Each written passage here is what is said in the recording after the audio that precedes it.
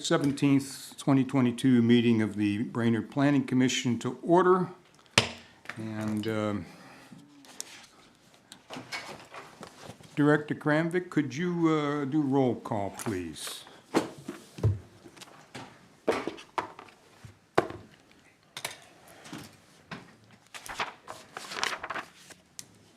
Gorham. Here. Callarus. Yeager. Yes. Erickson. Marone. Here. Woodward. Here. Duval. Present. Thank you for that. And if you all rise for the Pledge of Allegiance.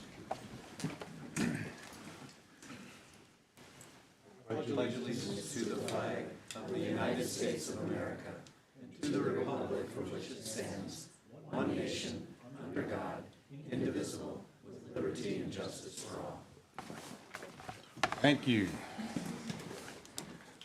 We are rolling. We're on item 4, looking for approval or amendments to the agenda. I have one item I would like to add to the agenda, and that would be a review of our whiteboard or parking lot items that we put aside for the agenda or for the revision of the ordinance. And just kind of a looking ahead as to how we want to pick those apart, maybe some discussion around those. So I'd add that to the new business, 7C. Any other amendments? Mr. Gorham. Well, I have a question for, first of all, Chuck, welcome back. Good to see you with us again. Have you been sworn in? I think we may need to add that to our agenda. We will add that to our agenda. I have to swear to tell the truth, the whole truth, and nothing but the truth. No, but You will uphold the Constitution. There's a number of languages here, and matter of fact, I might be able to pull that out of my hat. I don't think I did that last time. Well, this is a new time, though. we do it twice. I wonder if that's part of this here book. So there's been a timeout called on the field here while we research this. Did we have we have a copy of such? James might be on it. I do have the one that was used for the swearing in of William Beezer that I believe we could use. I do have the one pulled up here that we could use that was used for the last city council swearing in.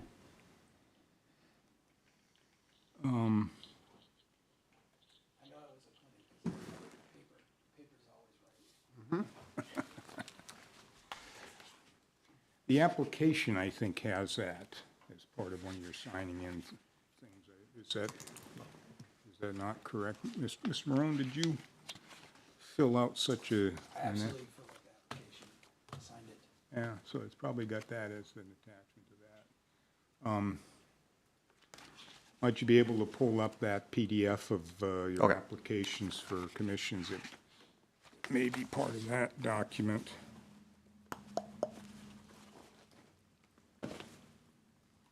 And yes, welcome. In the meantime, good to have you back.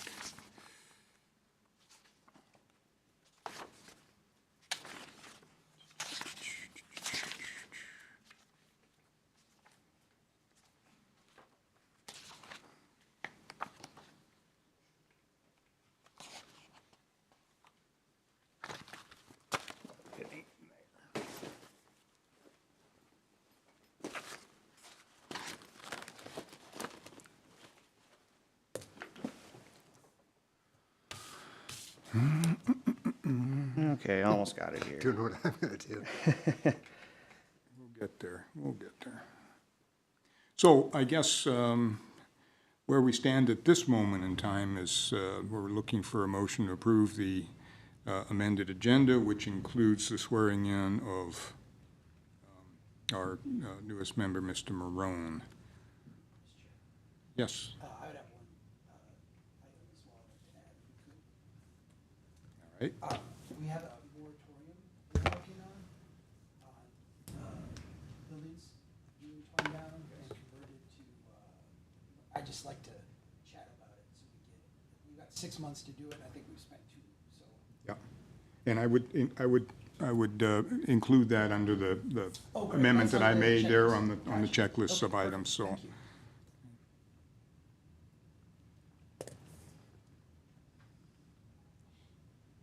So I'm not seeing anything on the application. Okay. All right, well, we'll work from the document that you did have. And James, let's see.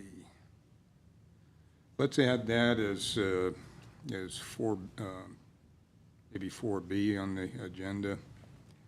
So let's take a motion and vote on the agenda as it's been amended, and then let's move to swearing in. So moved, Jaeger. Second, Gorham. All right.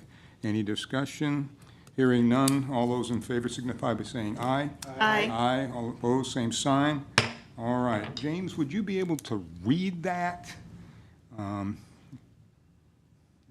maybe Mr. Marone, if you could, Yeah, I'll give him my computer here so he can recite this here. Oh, do I need to read it out loud? It's a little intimidating. Whatever's the most embarrassing. actually, Want me to read it in like a British accent or anything? I believe does he stand and then hold his. Oh, seriously? Yeah, the flag. So I have to face the flag when I do this? Wow, there's a lot of people watching me. Do I say William Beezer, or do I say my name? say your name. I'm just kidding, I got that. I, Charles Marone, do solemnly swear that I will support the Constitution of the United States, the Constitution of the State of Minnesota, that I will faithfully discharge the duties of the office of Planning Commission member of the City of Brainerd, Minnesota, to the best of my judgment and ability, so help me God. very good. Thank you Thank and you. welcome back. This is very formal. So, with that, we're looking for item 5, approval of the minutes from the regularly held meeting on July 20th, 2022. So move. Second, Jaeger. Okay, motion by Woodward, second by Yeager. Any discussion? Other than the campfire was lovely in Alaska, I can just tell you that. Hearing none, all those in favor signify by saying aye. Aye. Aye, all opposed, same sign. Abstain, because I wasn't on the commission. Excuse me, let's be Gotcha. clear about that. Thank you for that. For the record, one abstinence. All right, and we are now looking to old business. We have none, so we're rocking on to new business. First item, new business 7A, conditional use permit for residential addiction recovery facility with outpatient services at 2501 Greenwood Street. Director Kramvik, could you set that up for us, please? Yes, thank you, Mr. Chair. So Sam Anderson has submitted a request on behalf of Central Minnesota Adult and Teen Challenge for a conditional use permit to operate a residential recovery facility with outpatient services at 2501 Greenwood Street. So this property is located in the PSP Public Semi-Public District. Appendix A Table of Uses permits the operation of community centers, public and private schools, places of worship, and hospitals in the PSP district as permitted uses. The purpose of the PSP district is intended to identify land used for community gathering spaces for the purposes of education, recreation, congregation, worship, health, or similar related uses. Land zone PSP contain 1 acres of land or more and provide a mix of community uses from a single use or a facility or campus. So with this proposal here, there's not a perfect fit for in the table of uses for Central Minnesota Adult and Teen Challenge. They, however, do encompass many of the permitted uses in the PSP district and fulfills the purpose of the PSP district by offering congregation, health, worship, and education services as part of their approach to addiction recovery. The reason for this conditional use permit is within the PSP district. Any residential use must be accessory to the principal public semi-public use and must obtain a conditional use permit. The applicant in his application proposed to purchase 3 former memory care units of the Woodland Good Samaritan organization on 2501 Greenwood Street. The buildings currently have 16 bedrooms each with small common spaces in the middle. The applicant is proposing that 2 of the buildings would be used for residential recovery services, providing a total of 32 bedrooms with 64 spaces if 2 occupants were placed in each room. DHS would license the various services provided at the facility. A few other items to note. The proposed campus is adjacent to their existing property along Business 371. The proposed site was used for group housing and should not create a condition that would cause an undesirable relationship between the buildings and grounds to adjacent properties. The proposed use is consistent with the environment in the neighborhood as it is adjacent to both Central Minnesota Adult and Teen Challenge and Good Samaritan. Both properties have large campuses and are zoned in the PSP district.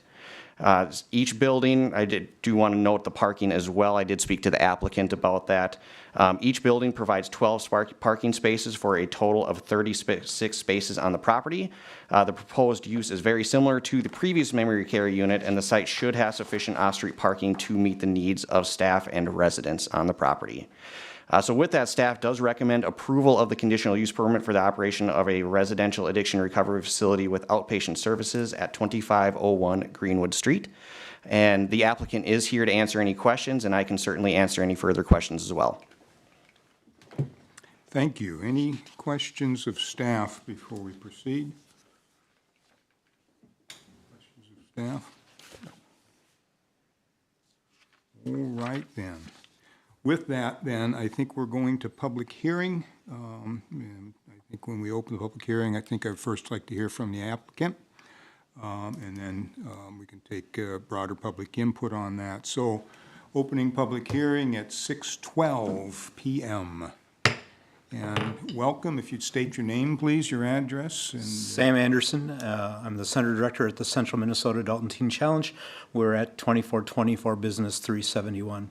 excellent. So can you maybe speak to the project here, or and maybe things that you feel are relevant and important for our consideration this evening? Absolutely. So to be honest, I wasn't looking for a new project. I'm super busy now. This came to us. Woodland Good Samaritan contacted us. Their memory care units were not profitable, and they said, you know, we're considering selling these. We vacated them. Would you be interested? And years ago, the regional director and I had talked about the possibility of those buildings, but they weren't ready to vacate them yet. And I said I'd certainly be interested, but I couldn't use just one. And then I was thinking, you know, I should call him. And the next day he called me. He said, we're considering selling these. And to myself and to our board of directors in the Twin Cities, this just seemed like a no-brainer. It's connected to our current property. We would be able to unify our services. Our goal, ultimately, is to move our outpatient services there and then begin offering services that Minnesota Adult and Teen Challenge currently doesn't offer, nor does it offer in the Brainerd area, and that's what's called an intensive outpatient with lodging for women, with the 2 to 3 year goal of offering a program that Minnesota Adult and Teen Challenge doesn't offer currently either, and that's a program where moms can bring their children in and live with them in the facility. Women who have addiction issues and have children are often really stuck. They typically don't have healthy family to hand their children off while they go get help, and they're terrified to notify social services for fear they'll never get their children back. And so we want to provide a safe place for them to get recovery services and live in our facility and get the help that they need. In the short term, as James had mentioned, we wouldn't see any addition to parking, but in the future, when we got to the full residential, we may need to apply for additional parking spaces. There's lots of acreage for that, so it shouldn't be an issue. The one thing, if you go back to Exhibit A, if you could, it just shows there's a picture there. If you look, you see it's kind of, we oddly shaped it a little bit there. They were proposing selling us the entire green space there and the top part there. But the people I was dealing with were from Colorado and Sioux Falls, from the Good Samaritan and Sanford Health Organization. And I said, you need to know that there's a paved path through the woods there that the residents of the nursing home really love. They like to ride on the golf cart through there. They love to have their family push them through a wheelchair through the woods. It's just a beautiful space for them. And I propose that we replat the land, which we would go after if you guys approve of the conditional use permit, so that Good Samaritan could retain ownership of that paved path, and then the rest of the acreage connected to Minnesota Adult and Teen Challenge. Our campus there is on the right in the green section. And we've been there for 14 years.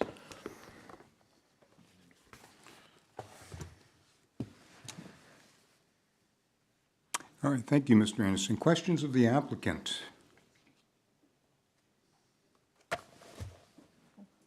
Mr. Anderson, are there any residential uses currently at your 2424? Yeah, we have 92 beds for adult males in our facility now, and I have approximately 83 male residents in our program right now. And we've been at 97% capacity for years. We took a little dip at the beginning of COVID, but beyond that, we've been full. The need is great in the area, as I'm sure you're all aware. So you have outpatient services that you provide at your Oak Street location. You have residential services that you provide at your Greenwood 2424 371 location, right? Yep, and the history, and I talked to James about this, and I think I had put it in the application, I can't remember, but we first started outpatient at the 2424 address, and we outgrew it. So we leased 603 Oak, and then we built the new addition to our building, we moved it back, we outgrew it again, we moved it back to Oak Street. Fortunately, he hadn't released it yet, and we were able to get back into the facility with no changes. And we've been there since. We actually expanded there at the Oak Street address, but our hope would be to relocate that back to the Greenwood Street address.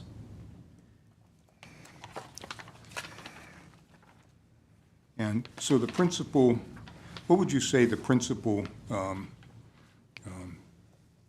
use of your existing facility is? Well, we offer two primary services at our 2424 Business 371 address. We offer short-term license, state license chemical dependency treatment. We call that short-term, 30-day, 60-day, traditional license treatment. Then we offer what everybody thinks of when they think of Minnesota Adult and Teen Challenge, the year-long recovery program. We do offer licensed services to the people in our long-term program, but it's not a state licensed chemical dependency treatment. Nobody has a state licensed year-long recovery program. But we do offer licensed services that are, from the state's perspective, considered outpatient services with lodging. But we just make it one big program and provide those services. So we do have some licensed alcohol and drug counselors who are providing services to our long-term residents. I know it's a little complicated, and the state makes it really complicated, but we try to keep it simple. So, Excellent, thank you. Any other questions for the applicant? Hearing none, thank you. If you can kind of jump up if we've got other questions, we'd No problem. appreciate it. Thank you, Mr. Anderson. At this time, we'd be taking testimony or questions from the audience related to this application. Is there anyone here that we wish to speak on the conditional use permit under consideration this evening? Is there anyone here that would care to speak? Yes, please. If you would come up to the podium, please. You would state your name and your address and direct your comments to me. My name is Camille Artigue-LaRue. I live over in Brainerd at 5832 Barbara Road. I currently work at the outpatient building on Oak Street.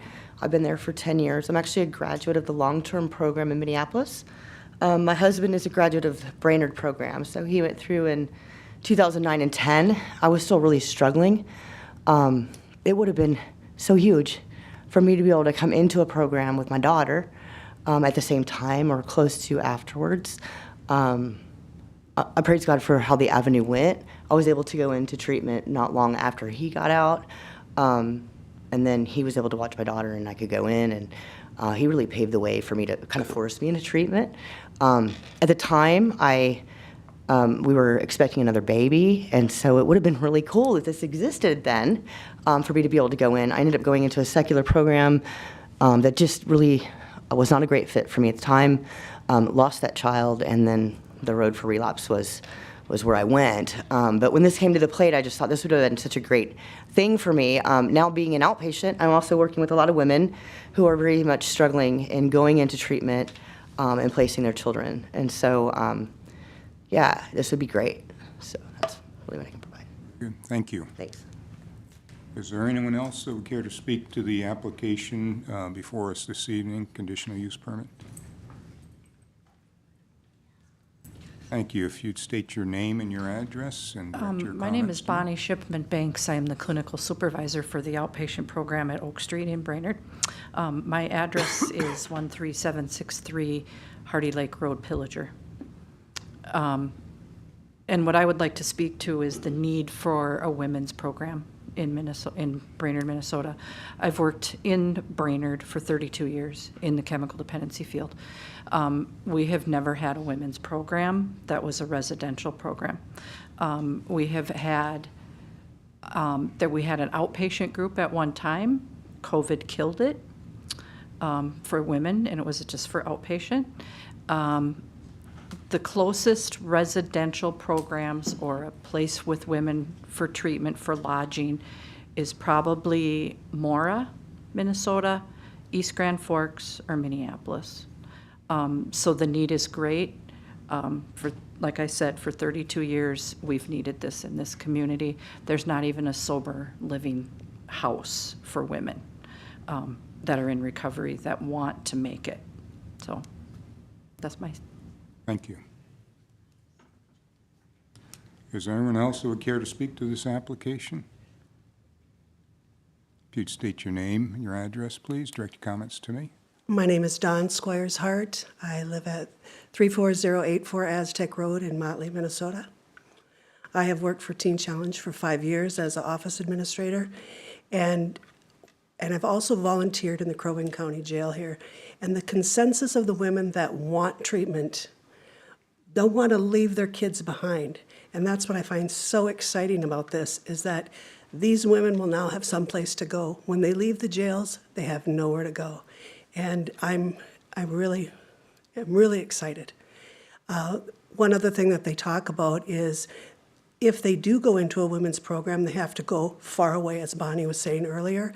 And if it's a Teen Challenge program, it's Minneapolis or Rochester. And to have something right here, and there's a great need. When you go into the jails, you'll see there's a great need for these women to have someplace to go. Thank you. Thank you. Is there anyone else that would care to speak to the application for a conditional use permit before us this evening?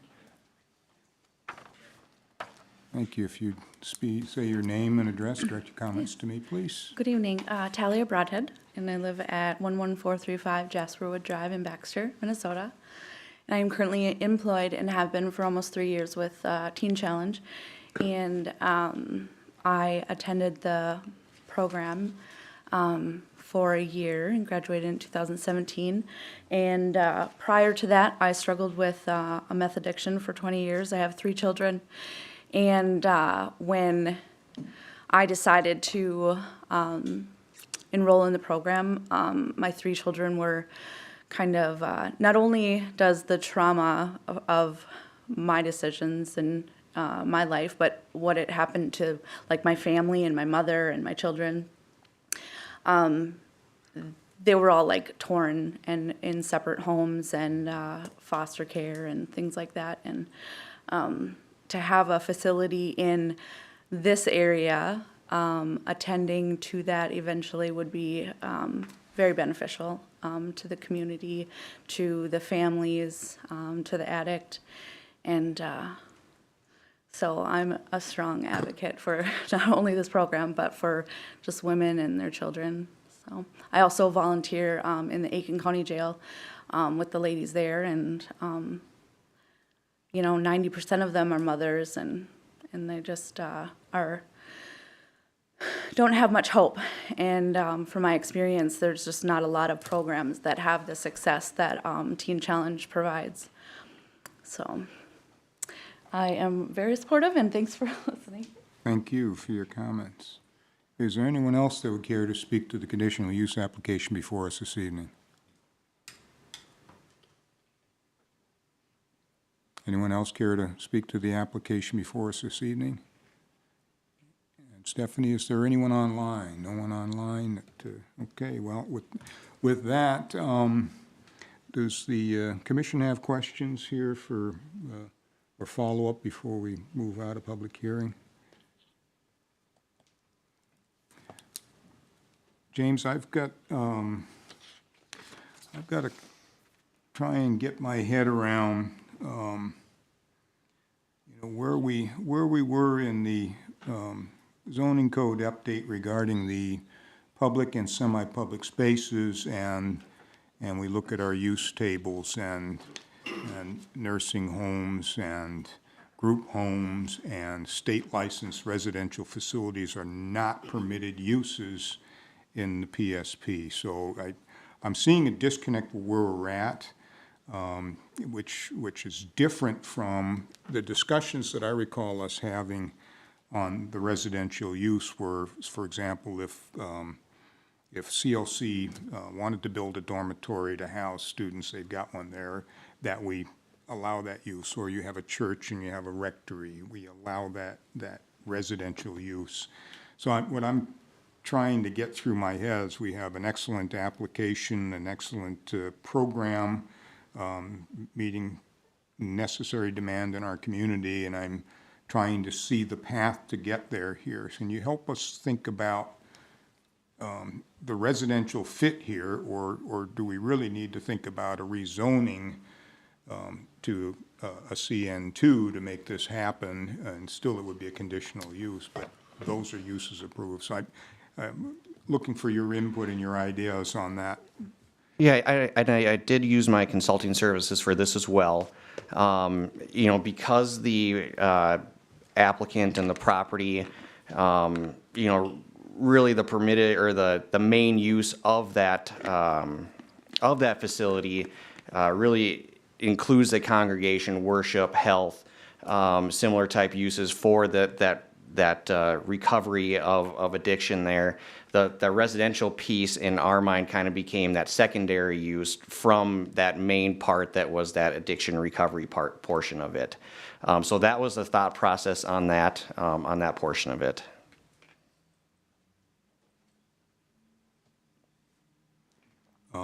But again, you know, being that the ordinance specific use is allowed, you know, this would be, you know, they'll license this through the Department of Human Services. So it becomes a state licensed residential facility, which is not an allowed use. And I'm just trying to get there from here. And it looks like, you know, when we've bundled things over in that general area, we've included nursing homes and things in there as well, which. Yeah, it's certainly something that we did consider, you know, as I was discussing this, and just because that it fits all of those uses in the public, semi-public district, on top of also the kind of the purpose and intent of the district as well, that essentially becomes a permitted use in the district, and then that residential part becomes accessory to that use.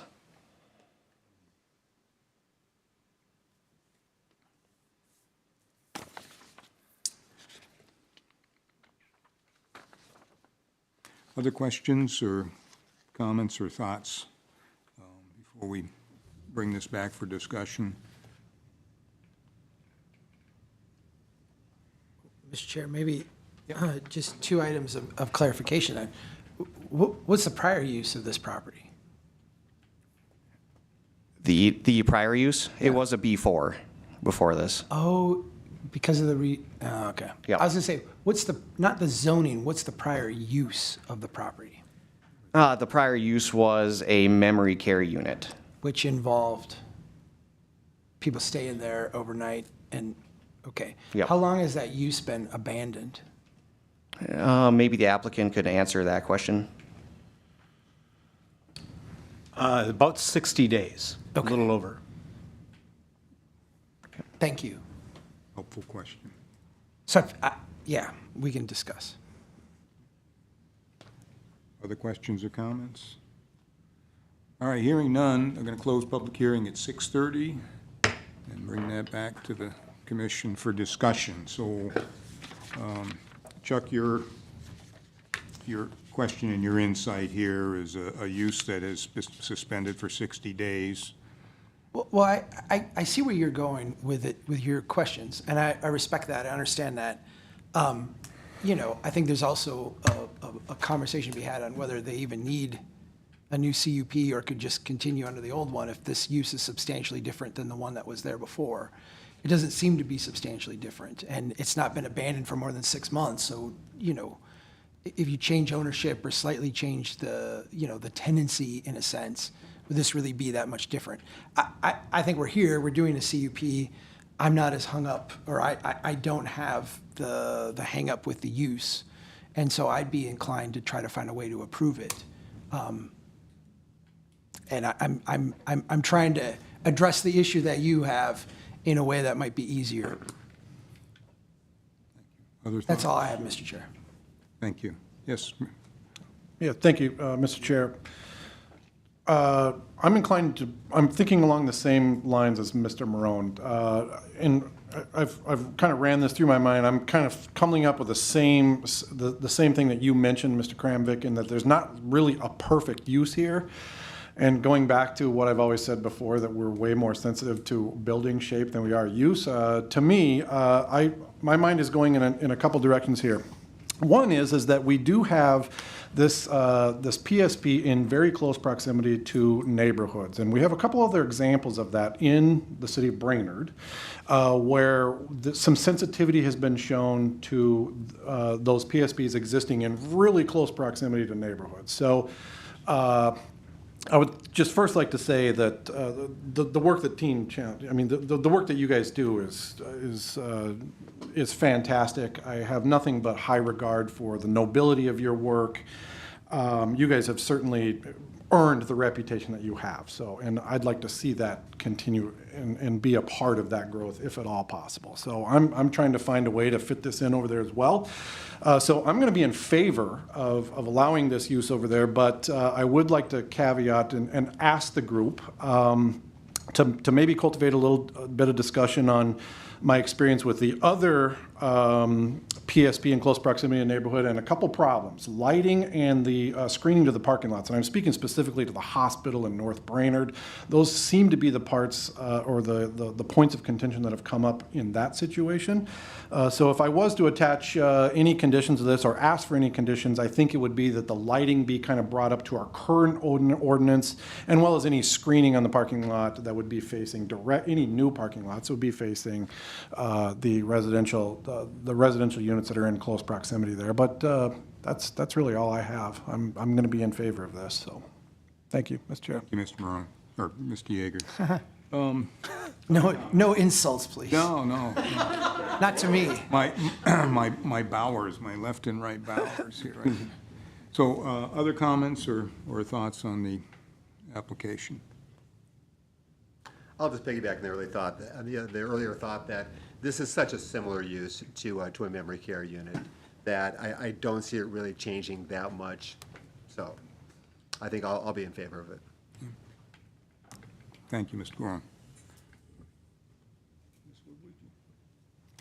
Well, I think this is a fantastic repurposing of a building that seems like it was just meant to be, and it's something that we can't get into our community fast enough.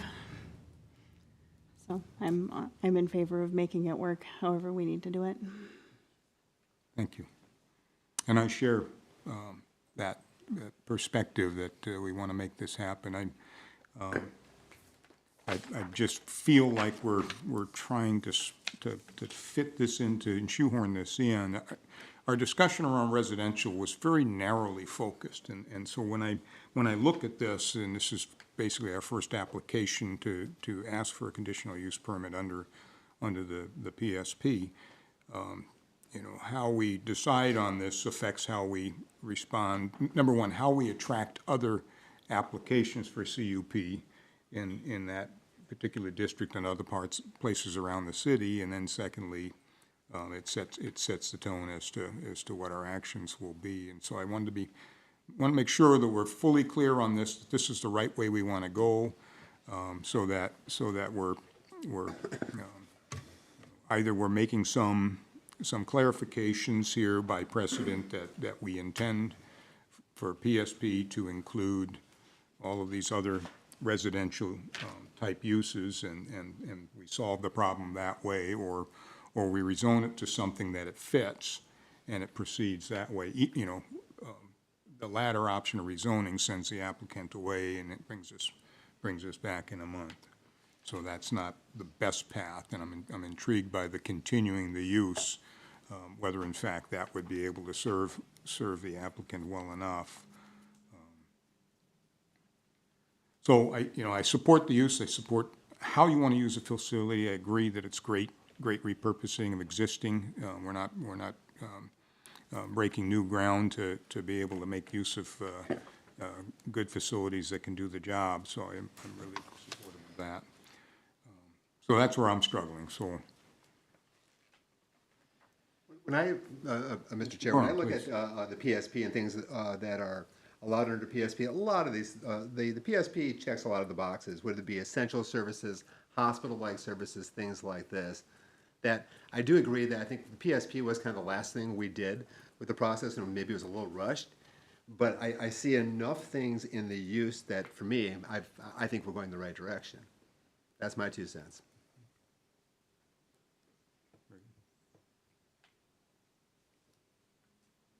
Well, if there's no more discussion, I'd look for a motion.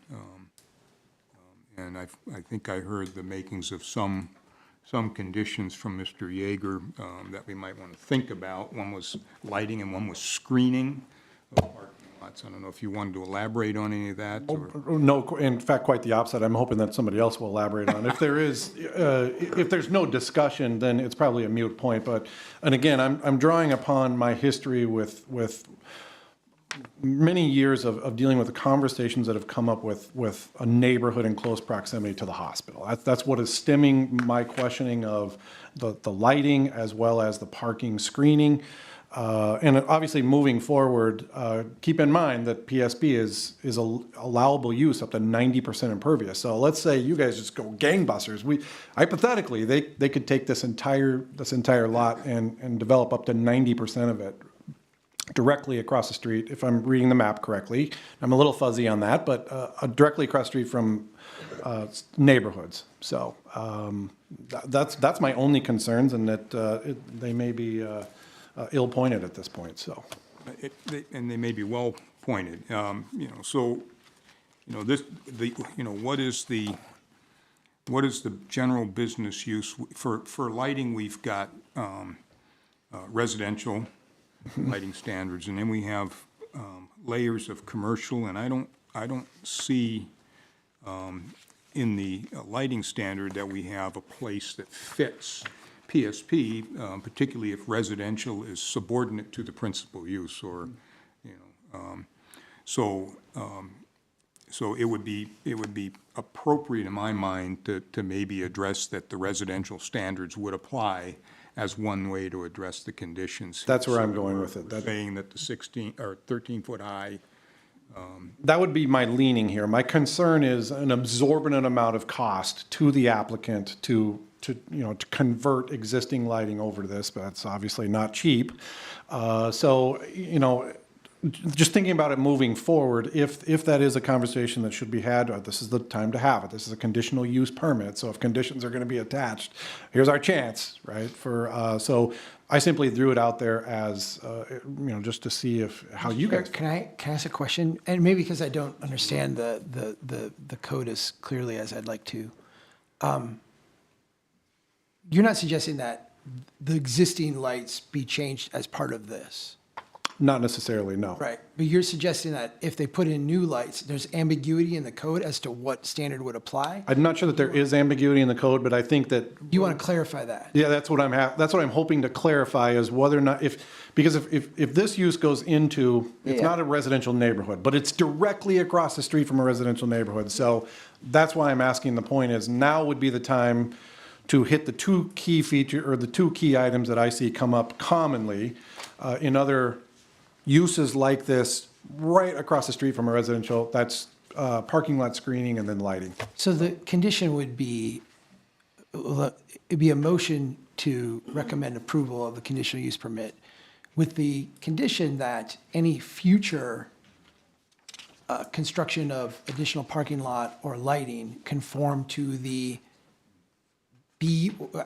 I'm looking for the word here you're trying to get To the residential lighting standards. the residential lighting standards within this district or within I was thinking as a condition of this. Then the okay. Yeah, correct. Gotcha. And I'm just throwing this out there. I'm not even sure that I'm going to make this motion, but I'm, Well, I'm happy to make that motion. I don't see that being problematic. I think just a clarification on the fact that we're not asking them to do anything retroactive. absolutely. Okay. Correct. On the parking area. Right, so they can use the property as it is now. But if they start to expand in the future, the lighting and the parking lot should be respectful to the residential neighborhood by using the residential standards. That was the question I was hoping to ask I'm the comfortable group. with that.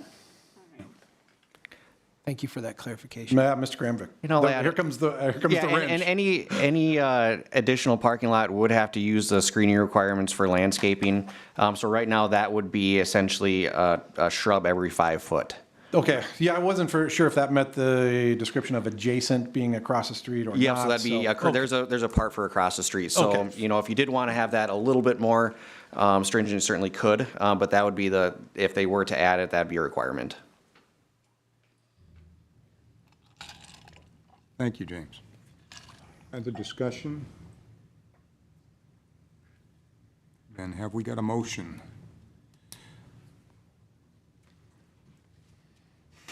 I'll make the motion I just outlined to recommend approval with the one condition that upon construction of new parking or new lighting, they conform to the residential standards. Second. Motion by Maroon, second by Woodward. So again, new construction, we're modifying lighting to the residential standard, and the same with the screening.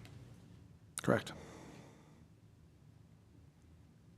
As long as, Yeah, that was your motion. Yeah, that's good. Okay, any further discussion on the motion? Okay, hearing none, all those in favor signify by saying aye. Aye. Aye. All opposed, same sign. Okay, that motion carries. Director Kramvik, can you inform the applicant of next steps? Hang on, please. But we don't accept applause. Speak for yourself, I'll take it. I already got applause for just reading no. Next steps for the applicant is this will be heard at the next city council meeting, which is September 6th. That's when a final vote will be conducted. All right, congratulations, and wish you success at the city council on the 6th of September. That's correct. All right, thank you. All right, that is down. We are at, we allow time for the room to clear.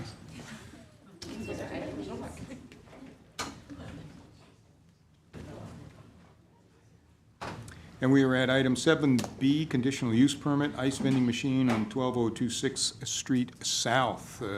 Director Kramvik, can you set that up for us, please? Yes, thank you, Mr. Chair.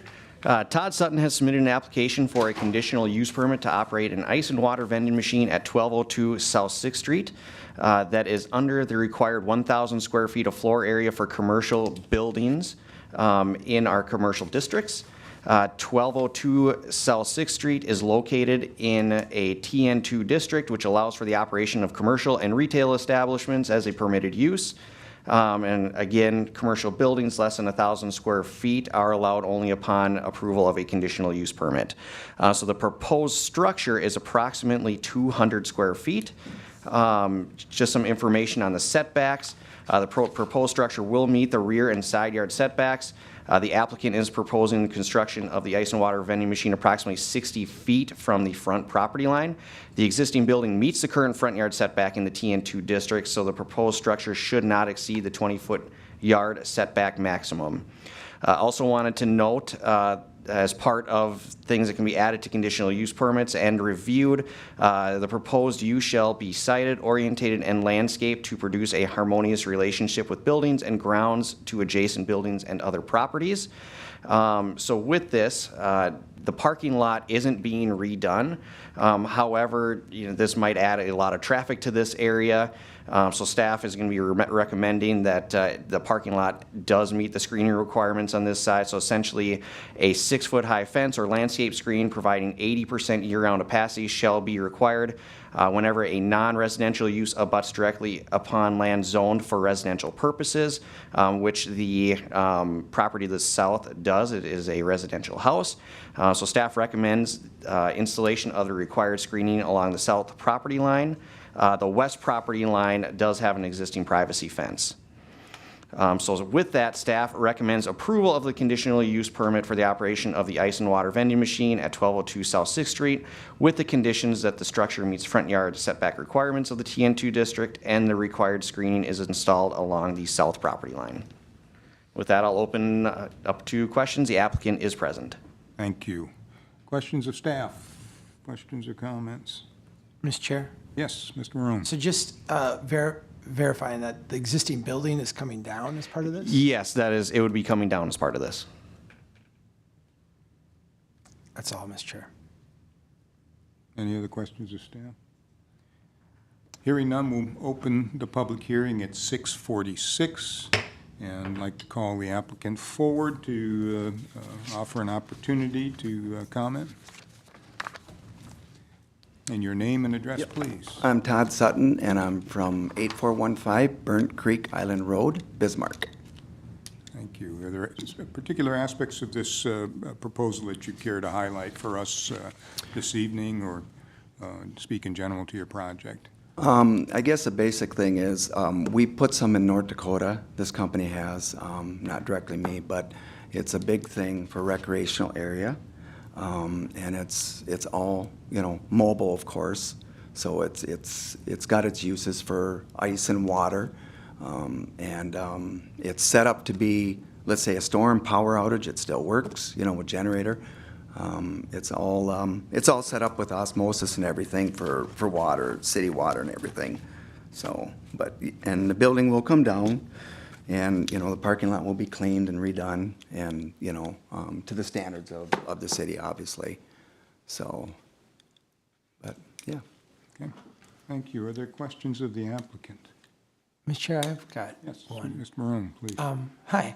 Hi. Welcome to our meeting. Yep. What about this particular location? Because this seems like something that you could put like in a Walmart parking lot or, somewhere else. Like what is it about this particular site that has value to you? Like when you're evaluating different places to put it, why this particular site? One of the things is traffic, of Okay. course, and where there's residential and also, other structures. But also because I don't want to go to a Walmart or something because then you have to lease property. So if they want you to leave, then whatever I put together, then I got to take it out of there. So I'd rather own the lot, per se. I'm originally from Minnesota and been in North Dakota. And when a buddy of mine in Williston put 2 of them in there, he said, try to get your own lot, and get where it's more central located in a city, per se. And that's why, yep. So this lot is a good lot for you. For what Very you want to good, do. very good. Because they can pull up, pull Sure, through. sure. Yeah. One more question, Mr. Chair, if you don't mind.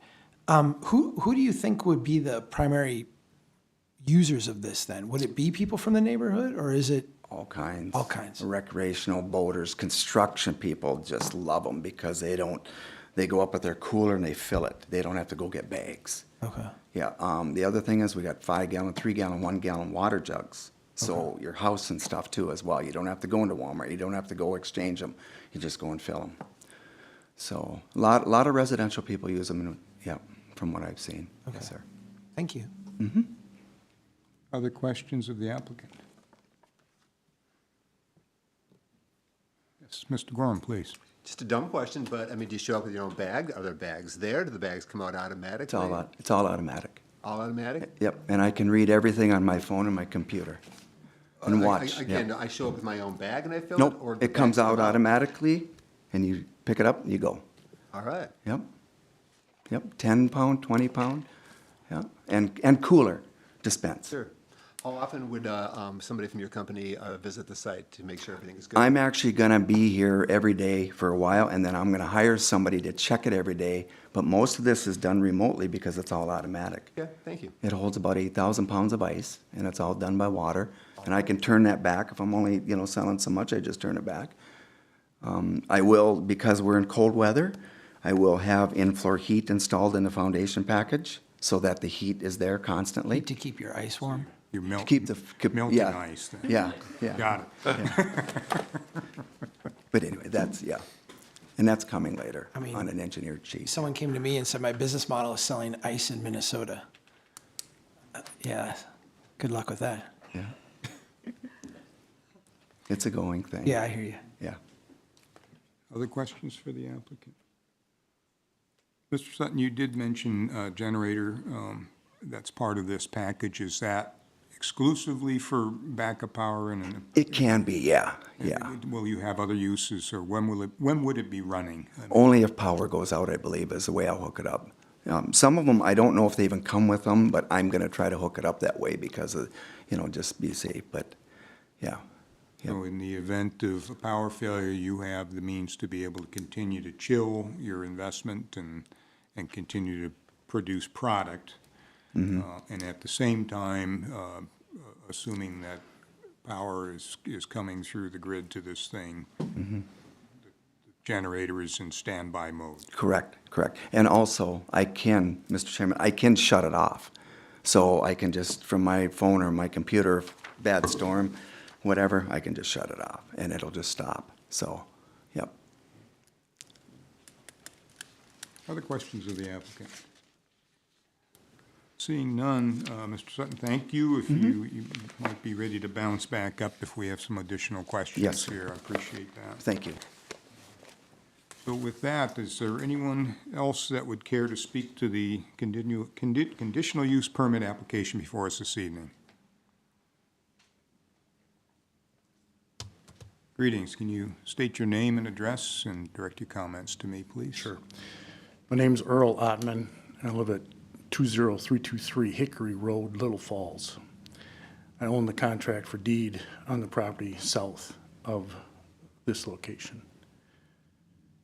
My concern, a couple of concerns, the lighting and then the 24/7 access to this facility. Should I get the property back, it's a duplex, then could have those issues of noise and lighting. The previous owners that have been there, it wasn't operational 24/7, so there was downtime. So those are some of the concerns that I've got with this. Thank you. Is there anyone else that would care to speak to this application for conditional use permit? Stephanie, I'm going to look at you. Nobody's online, shaking off the question, huh? Thank you. So, last call here. Anyone else wanting to speak on the conditional use permit application? Hearing none. Are there any other questions from the commission here before we close public hearing? All right, we're going to close public hearing at 6:54 and pull back to the commission for discussion. Is there any discussion? I have a question, Mr. Chair. Yes, Mr. Warren. Would at any point our lighting regulations kick in on this? Would there be any need for a, photometric sort of thing, or do we just say it's another bright thing? Could certainly attach conditions to, if lights were to be added to the parking lot, that they would dim at certain hours of the day or without use, similar to mid-Minnesota next to us. But it would be in a residential zoning district with TN2, so it would have to abide by residential standards. It just seems, James, that it's less the parking lot, the whole thing is kind of a light.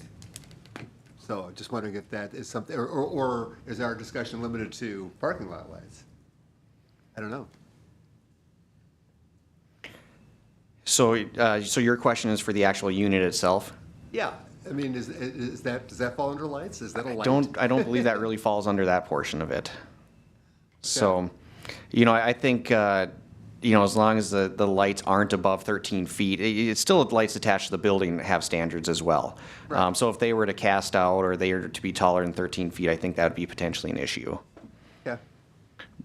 But, you know, you could ask the applicant about the lighting on the actual structure, whether or not there'd be potentially something dimmable that would be an option on that. Very good, thank you.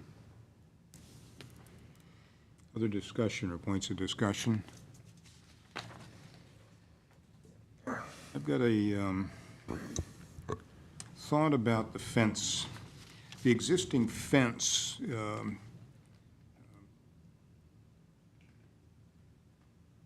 looks like it is,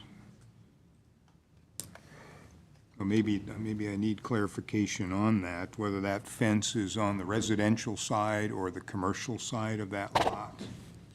We know, I didn't have the opportunity to drive past that. Yeah, so the fence that is on the west side, I believe, Correct. yep, so on the west side of the property there, I believe the lateral supports are facing inward, so I believe that would be part of their fencing. And then what I'm recommending is that there really is no fencing or anything currently to the property to the south there. You know, they're proposing not to tear up the entire parking lot, but to reseal it, fix things on there. So with that, typically there wouldn't be, you know, an added parking lot condition there to add screening, but it's my recommendation, because there is a residence there, that it would require the parking lot screening in that, adjacent to residential properties, which would be 6 feet and 80% opaque. Either done through landscape screening or fencing or some type of combination. Thank you, James. Other discussion? Yes, please, if you'd approach the podium, please. I'm not familiar with the type of fencing that might go up Okay, on that this is south. Earl Oh, again, yes, correct? Earl Ottman again. Okay, Earl Hoffman. It's spelled ATHMAN.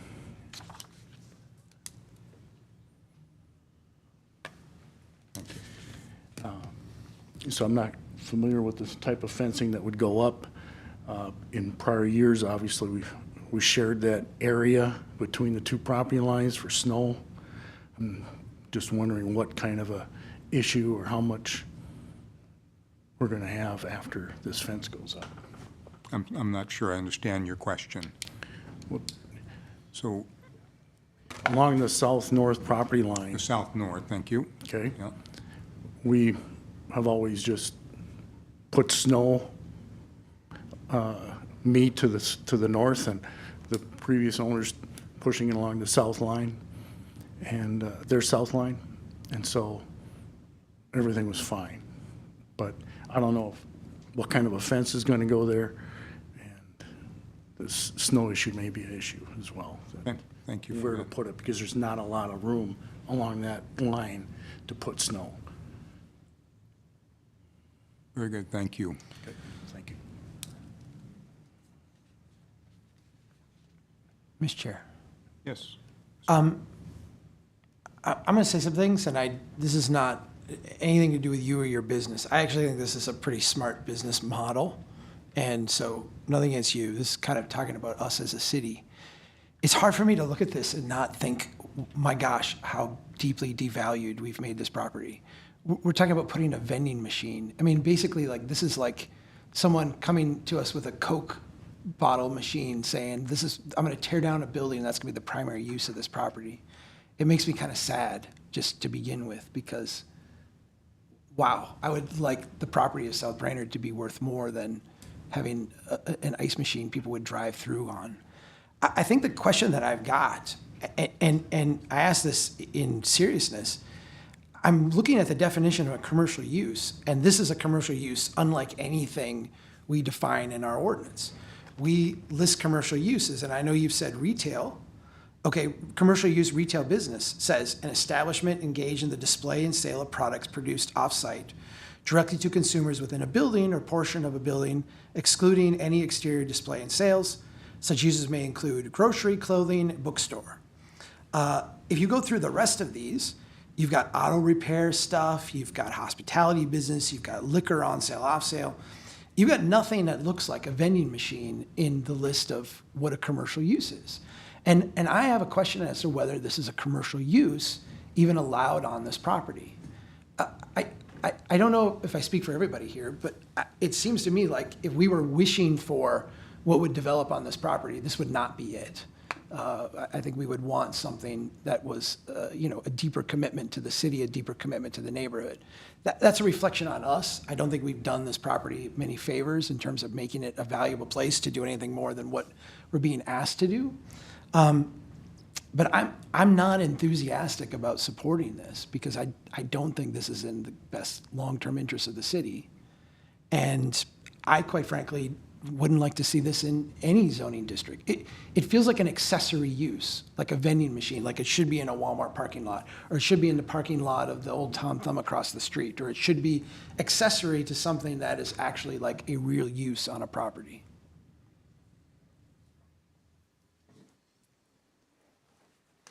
Thank you, Mr. Morone. You know, I'll tell an Alaska vacation story since it's fresh in my mind. And then one of the things I noticed in Alaska is they have gobs of little tiny coffee vending stations all over the place. And it's, you drive up and order and you get and you go. And you're pretty much at kneecap level to people in the that are taking your order. That would, in my mind, that's kind of a similar kind of use, except this one's not manned. Someone's not handing you a bag of ice or asking you how many pounds of ice you want, or do you want a 5 or 10 gallon jug of water to go with that. I would agree with your sentiment that it feels like it could very easily be an accessory use in a place. You could pick the Walmart, or we could look to the East Brainerd Mall there to say, here's a place where there's room for that sort of thing already existing. But I'm not sure that I would exclude it from being a commercial use or retail use. You're reading from the definition there, so I'm struggling a little bit to say that it wouldn't be something that we could use as a conditional use or approve as a conditional use. We would think there would be better uses of that property.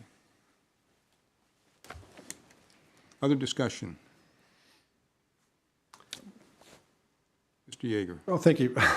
It went up simultaneously. He didn't pick it. I'm just going to throw in my 2 cents here, right? I 100% agree with Mr. Morone's sentiment. Yeah, it'd be great if this land was to a value of where no one would even consider putting this there, right? That's not our situation. Right. I will also say that I've visited parts of the country where these things are literally everywhere. Most of the time, you're correct. They are in a gas station parking lot, or they feel more accessory, but I as well am having a hard time saying, well, that belongs 50 feet across the street, but not on this side of the street. So I'm struggling with that line is that finite. I also feel like if we make a decision on this today, if we were to go this direction, and hypothetically, we would hope that the growth would eventually meet a point of where this is no longer, the land is more valuable to sell it than to run it as an ice machine. So, and I look at what's there and what has been there for a very long time, and I see this in a step in the right direction, even if it's even if it's a temporary step. Well, we would hope that might be the case, maybe, but I don't have a strong objection to this other than the impact on the neighbors. So again, I'm going to come back to lighting and screening on that. This is one of those weird areas where we've got neighbors sitting directly adjacent to commercial uses, which we try to avoid if at all possible, but I'm inclined to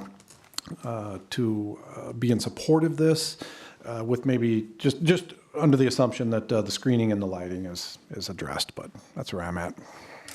Thank you, Mr. Yeager. Mr. Gorin. I'll follow Mr. Yeager with similar thoughts. The question right now is, I'll just address this to you, James. what is happening in that spot now? Is it been empty for years? Am I right in remembering it's been empty for years? Todd may be able to answer that. I know it's been empty for Yeah. a number of years, and there's, currently certainly code issues with it as well. Yeah. And as much as I miss Lou's Dairy Way, that's your old Brainerd reference there, as much as I miss that, it's not coming back. And when you look at that building, even if you look at the aerial view, the roof doesn't look good. And I don't think we're going to lose a strong commercial building. I do understand where you're coming from, Chuck. This is a glorified Pepsi machine in a parking lot. There's always part of capitalism that it's always going to be sort of agnostic. It's always just going to do what it wants to do. So it's a fine line between us saying, is this distasteful, or should we be pragmatic and say, this is an improvement over what we have? I'd much rather see a business there that creates employment and creates vibrancy in the community. But, I can wish all I want if what we have right now, this is the best offer we have now, and if it provides a service, it provides a service. I will agree with Mr. Yeager that there are fencing and lighting concerns that I worry about. So those are my thoughts. Thank you, Mr. Grom. Additional thoughts? Oh, I would also add signage concerns to that. The screening and the lighting, but also the signage concerns, and also from a practicality standpoint, the wind can blow through there at a pretty good clip. So having what's in the pictures that we're showing, that could blow off there pretty fast. And it would also, the tall signage that's lit from below doesn't really fit with the neighborhood character. Other than the lighting and the signage, the property has been in disuse for long enough that I would love to see a diner go back in there, but I'm not sure that that's something that's going to come, and we need some sort of a property improvement before we hit a dilapidation state.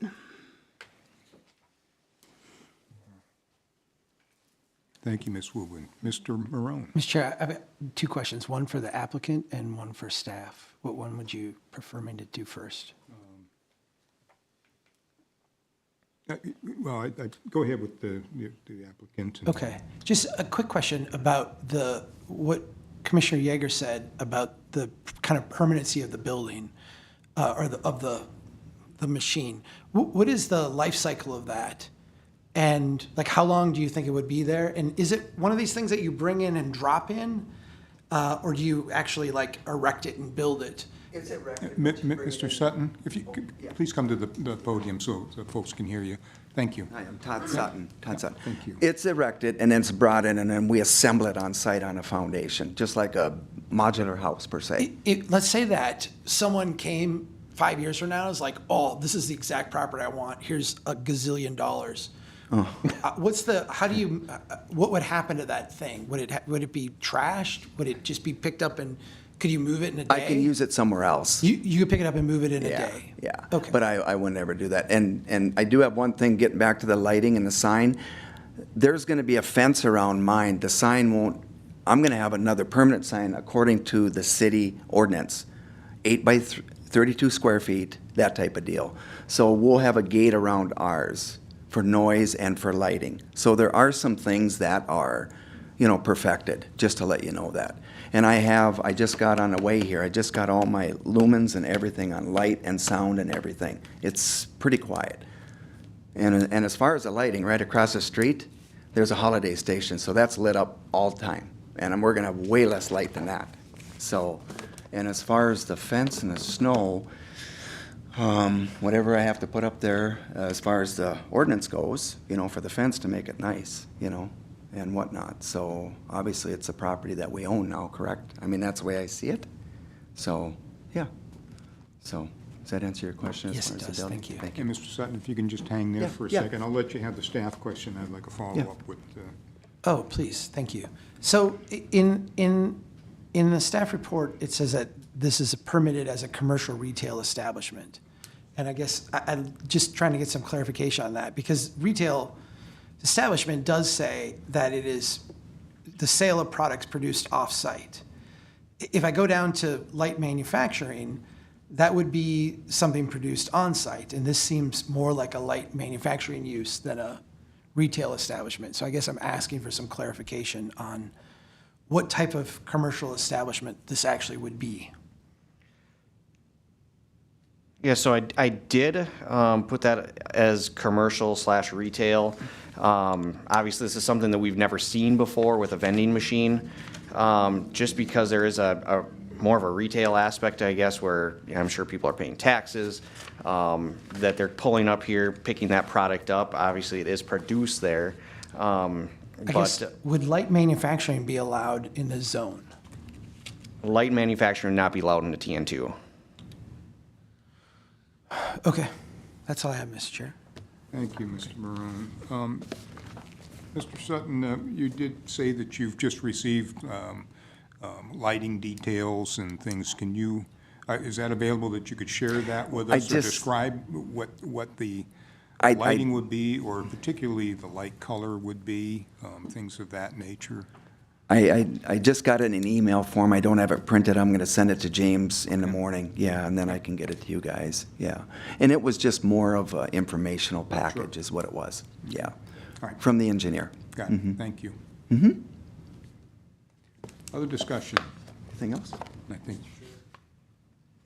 we can let you retreat now. Thank you. Thanks. Other discussion?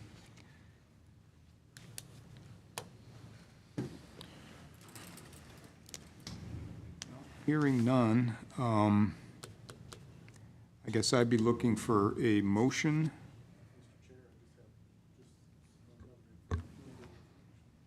I'm sorry, we're at the point of moving to. Okay, thank you. Looking for a motion. Mr. Chair, I'd like to make a motion to approve the CUP as presented with the condition that the applicant be required to submit to staff the lighting and fencing requirements and to ensure that they meet our current residential standards. Thank you. And would you be including a color standard in there? Yeah, that's in our standard, so I think as long as it met our standard. I don't believe there's a color standard currently in there. So I think that's open business, so. Oh, that's part of our. Whiteboard material, yes. So Sure, yeah, gotcha. if you're thinking about a color, My leaning would be 2700 or warmer. so you're. Yep, I'll amend my motion to that. Okay. Is there a? Thank you, Mr. Chair. Is there a second? Second, Gorham. Gorham, second. Any discussion on the motion? Hearing none, we'll move to vote. All those in favor of the motion signify by saying aye. Aye. Aye. All opposed, same sign. Aye. That motion carries. So, Director Kramvik, can you please inform the applicant of next steps? Yes, next steps will be that it'll be heard at the next city council meeting on September 6th for a final vote. All righty. So there you are, Mr. Sutton. You have a new appointment on September 6th, so thank you very much.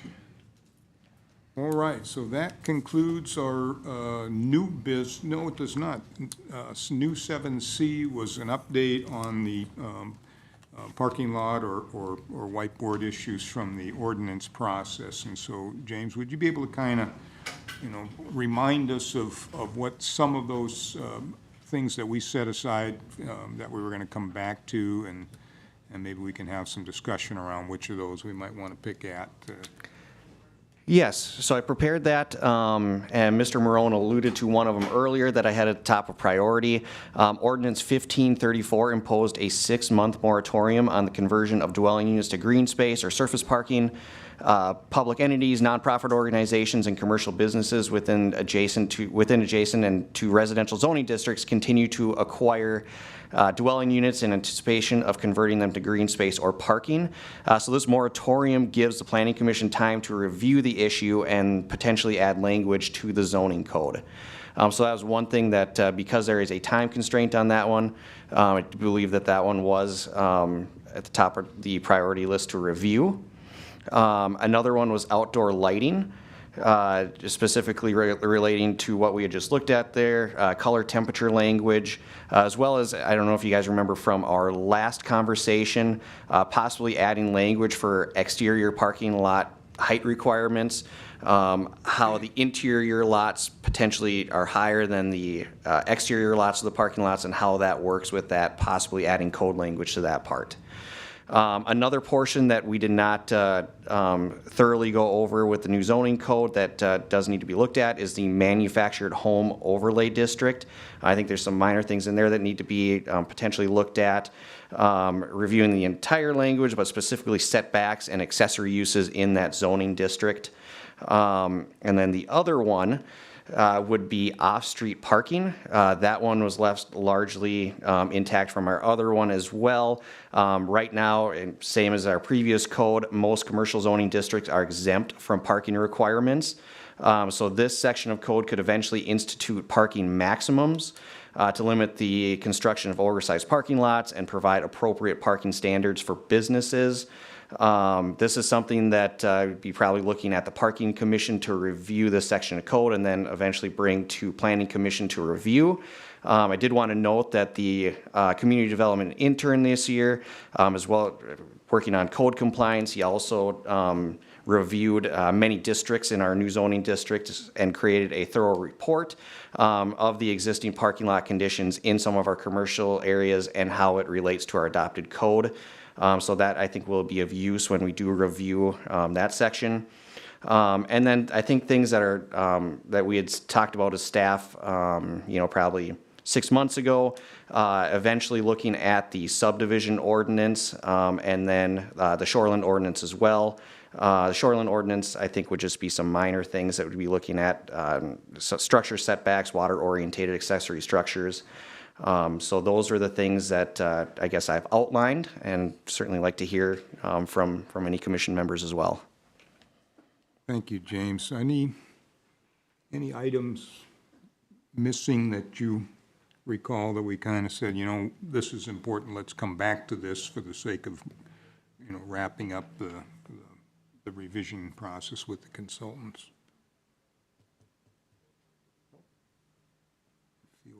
Feels pretty robust.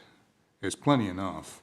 It's not like we're lacking, but there's not one sitting out there in your mind that says, what about that one? I think we've hit at least the most significant ones. Okay.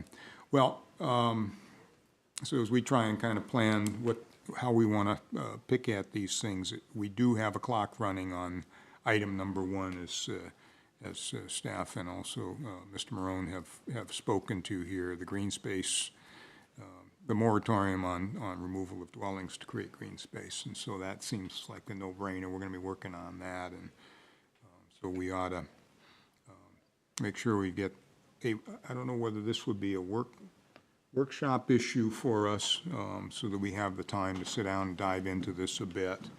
And it feels like it ought to be, so we can at least get the proper context and if there's a need for guidance to staff to kind of work on some items and bring it back to us for a meeting. Mr. Chair, just a quick question. Is this something that we will be working on internally, Ms. Granvik, or will we have consultation kind of as a part of this process, outside consultation? I think this is something we'd be working on internally. Okay, very good. You don't have time for contracts. We have a contract. We just whether or not we want to spend the money on it. Sure. Mr. Marone. On that first item, I was part of bringing that up to the city council. And when I did that, I referenced a code that I was part of putting together in the city of Crosby. In the city of Crosby, they have a hospital, and the hospital was buying up land adjacent to the hospital, tearing down houses and converting them into parking. It was a big problem there. And we crafted an ordinance, probably 2005 or 6, that addressed that issue. And I'm just going to propose that I could get, I believe I have a copy of that. I would be happy to send that to staff and have that be kind of a starting point for our conversation. It's actually really, really simple. There's not much to it. But that's kind of, I think, why it works. It feels like that would be appropriate. I think whatever discovery we can come up with to throw in and have a look at and say what makes sense for our needs here in the city of Brainerd. I think so. If we've got intel on examples that are out there, that would be helpful to shape our thinking and craft a product that works. I'm happy to provide that as a starting point. Yeah, okay. Yeah, that would be, I'm sure, welcome from staff as well. Other thoughts on that particular item? If we were to, what's our running clock here? How much, when do we have to have a product for consideration, James? So the ordinance went into effect on July 18th.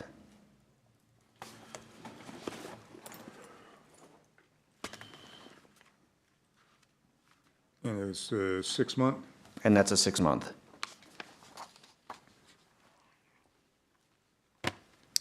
January 18th, we have to be done by. This can't be terribly difficult to solve. January 18th. It has to be through council by the 18th. Yeah. So we have to work backwards from there. Yeah.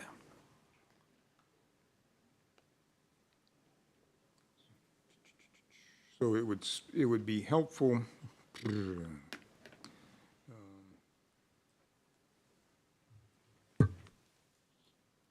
Helpful to be able to have something before, let's see, when is the planning commission, next planning commission is the 21st.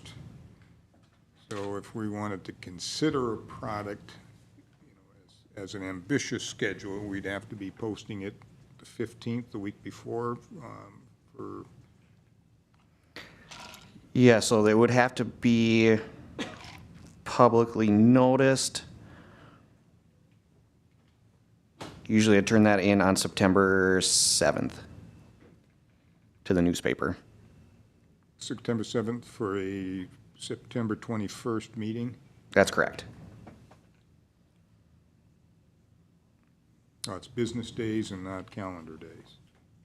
Yep, so that'd be more than the 10 days, but that's the day that we have to submit for the Sunday paper. All right, so we're not going to be ambitious. Mr. Chair? So I'm thinking someplace in that, that week of the 12th might make sense as a starting point for a workshop. I'm going to excuse myself and head down the road to the Gitche and watch a little, listen to a little Shostakovich. So, you guys will do well here with the planning, so Okay. catch y'all next month. You. So is it reasonable to look at the week of the September 12th as an opportunity to do a workshop that I feel like the previous week you're bumping into, you're starting off with Memorial Day and it's probably people kind of winding off. I hate to disappoint, but that week I'm not available. I will be on September 12th in. Are you available the previous week? Yes. Kevin, are you available? I'm good, 7, 8, and 9. Me as well. So if we were to speak for Mr. Gorham, how about if we were to look at the 7th of September as a workshop? And Yeah, that would work for staff, and, we kind of keep on that Wednesday schedule then. we want to stay with 6 o'clock or bump to 7? What If we could move to 6:30 or 7, that would be. your life? Okay.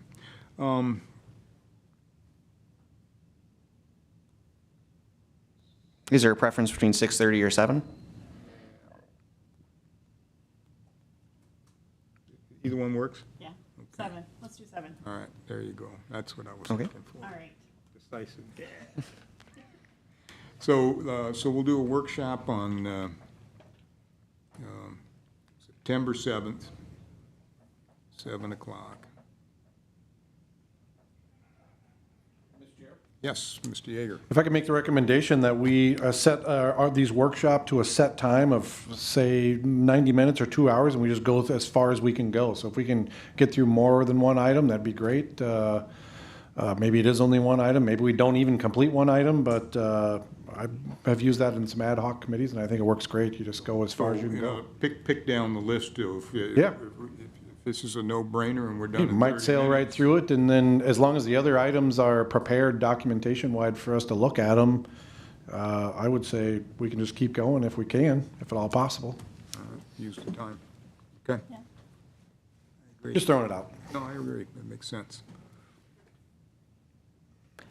Yeah, I would think ordinance 1534, looking at that, looking at outdoor lighting, and then the manufactured home overlay district, I can have all those prepared. Perfect. 2 hours, guys? Is that good? I would say no more. No more than 2 hours? Perfect. 90 minutes? I'd say either. Doesn't matter to me. All right. Let's schedule 7 and we'll adjourn by 9. Okay? And you hold the stick, so we'll adjourn by 9. By God. Will the workshop be held here or? The location. I'll have to check schedules. I know the fire department does usually work pretty well, so if that's available, I think that would probably work well. We've got writing space over there that we wouldn't have Exactly. in the huddle here. Use the conference room here too, but it is public, so. Sweet. All right. So with that, any other thoughts on that particular topic? Hearing none, I think we're going to public forum. Is there anyone online, Stephanie, that just is dying to speak to us? All right, well, we will open 7:26 and close at 7:26, and we're on to Community Development Director's Report. Director Krambeck. Nothing else to report? Perfect. And Commissioner questions and comments. Mr. Yeager. I just want to say, I don't know if you get a chance, but swing down, take a look at the Mississippi Landing Trailhead. That project is just plugging right along. We're making big gains there. Winter is coming. It sounds weird to say that, but that's all I have to say. Thank you. All right, thank you. It's kind of hard to get there at the moment. Yeah, you got to park. I find it's best to park on the south end, kind of along the street, and then just kind of walk your way up. Thank you. Ms. Woodward? Mr. Marone, Nothing from me, thank you. did this meet all of your heart's desires? Nice to have you here, and that'll be my, my comment there. So with that, I'm looking for a motion to adjourn. So move, Yeager. Is there a second Motion to adjourn to the meeting. to the workshop? Thank you. Second. Second,